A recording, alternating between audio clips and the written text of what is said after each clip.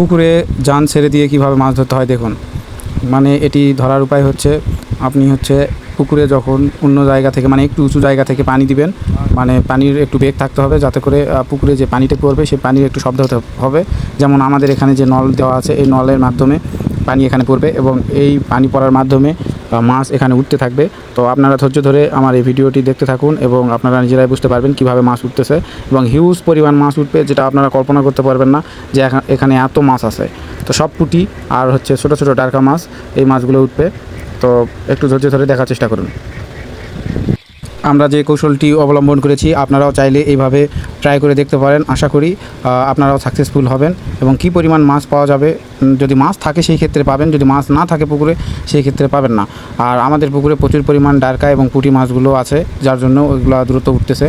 আমরা প্রায় অনেক রাত পর্যন্তই এইভাবে মাছ ধরেছি। আর এটা বিশেষ করে রাতের বেলায় মাছ ধরা যায়, দিনের বেলা এটি তেমন হয় না, কারণ দিনের বেলা মানুষের চলাচল থাকে, আলোর বেগ থাকে, যার জন্য মাছ আসতে চায় না। তো রাতের বেলা মাছ এখানে বেশি হয়। তো ধৈর্য ধরে দেখুন, অনেক মজা পাবেন। এই ধরনের দৃশ্য হয়তো বা আগে কখনো কেউ দেখেছেন অথবা কেউ দেখেন নাই।